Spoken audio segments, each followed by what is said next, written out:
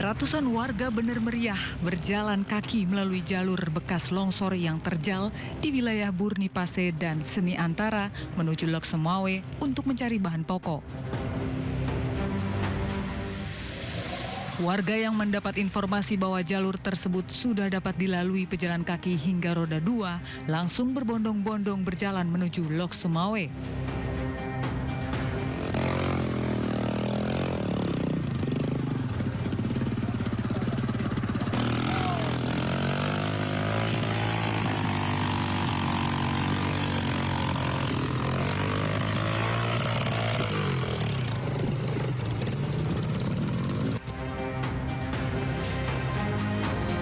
Ratusan warga ini nekat melalui medan licin dan terjal karena bahan pokok untuk bertahan hidup yang mereka miliki telah habis.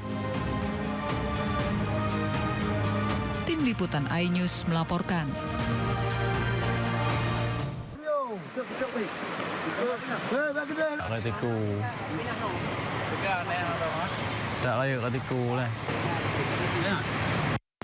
Banjir bandang bukan hanya merusak jalan, tetapi juga memisahkan warga desa Sikundo, Aceh Barat dari aktivitas sehari-hari. Untuk keluar desa, mereka harus menyeberangi sungai menggunakan ban dalam mobil. Sebagian warga terpaksa memilih jalur hutan yang sangat berbahaya. Arus deras, tebing terjal, dan pekatnya lumpur tak pernah menyurutkan langkah karena di seberang sungai ada makanan, obat, dan harapan untuk bertahan hidup.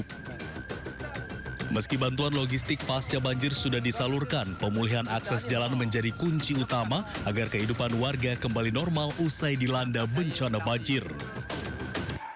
Dan fokus kita hari ini sedang menurunkan alat berat ke sana, menerobos jalan, targetnya dalam seminggu ke depan itu bisa tembus, tapi harus kita pindahkan aliran sungai, ada 3 titik.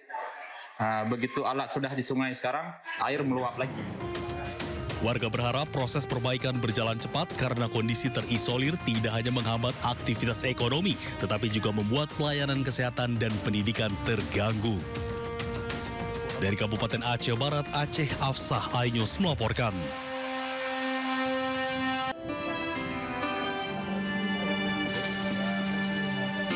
Di tengah desa yang hancur, 4 ekor gajah jinak bergerak pelan membuka jalan di desa Menasabi Nurah 2 Pidijaya Aceh.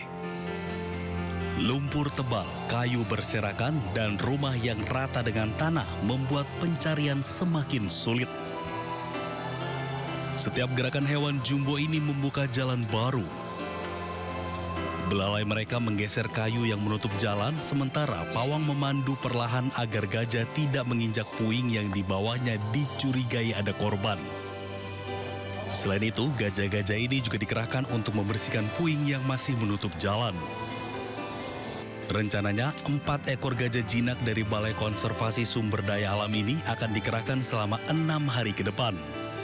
Dari Pidijaya Aceh, Jamal Pangwa, iNews melaporkan.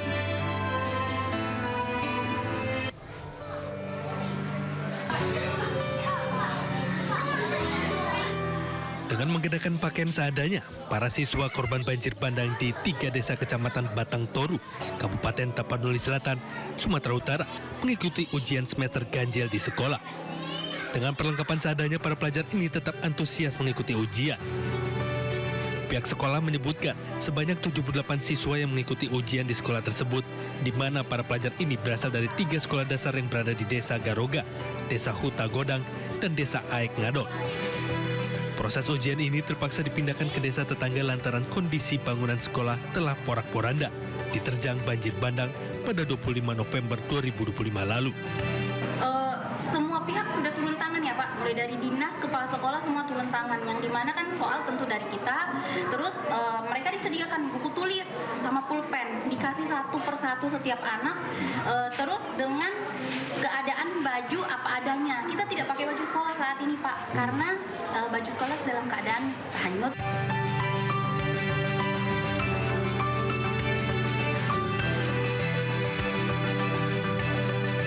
Sementara itu sebanyak 94 murid SD 05 Batang Anai Kabupaten Padang Pariaman, Sumatera Barat terpaksa ujian di tenda darurat. Pasalnya sebagian besar bangunan sekolah tersebut ambruk akibat banjir bandang dan tanah longsor. tidak nyaman anak-anak. Tapi karena bagaimanapun ujian kami harus kami laksanakan, kami sangat memohon untuk membangun sekolah kami kembali secepat mungkin.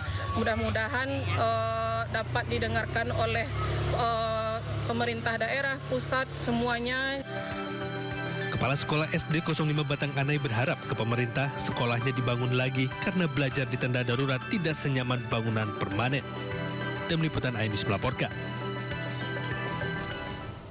Presiden Prabowo Subianto meminta Kemendagri mencopot Bupati Aceh Selatan Mirwan MS. Ya, Mirwan dianggap melanggar aturan dan meninggalkan warganya saat terjadi bencana.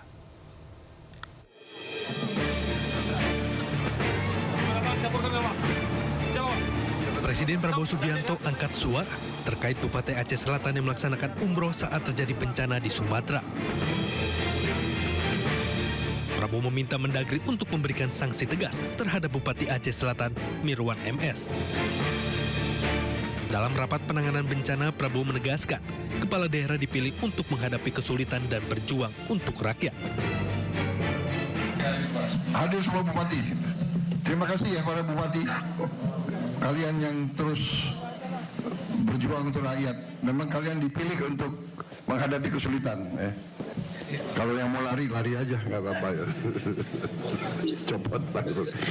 Mendagri bisa ya di prosesnya di... Bisa ya. Itu kalau tentara itu namanya desersi itu. Ya. Dalam keadaan bahaya meninggalkan anak buah. Waduh, itu nggak bisa tuh. Sorry itu. Menanggapi perintah Presiden ini, Wakil Menteri Dalam Negeri Bima Arya langsung bergerak. Menurut Bima, Bupati Aceh Selatan Mirwan MS tengah jalani pemeriksaan dari Inspektorat. Inspektor khusus langsung memeriksa Bupati Aceh Selatan.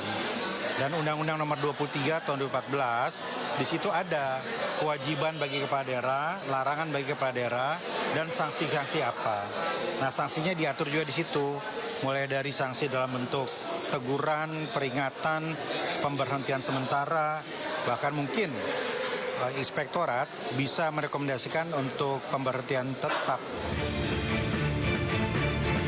Diketahui bencana banjir dan longsor menerjang sebagian wilayah Aceh, Sumatera Utara, dan Sumatera Barat. Sedikitnya 11 kecamatan di Aceh terdampak bencana. Banyak warga mengungsi dan minim bantuan. Tim Liputan Ainus melaporkan. Ya, sementara itu Bupati Aceh Selatan Mirwan MS mengaku telah meminta izin kepada gubernur untuk melakukan umroh. Mirwan mengaku berangkat ibadah umroh setelah kondisi Aceh Selatan membaik.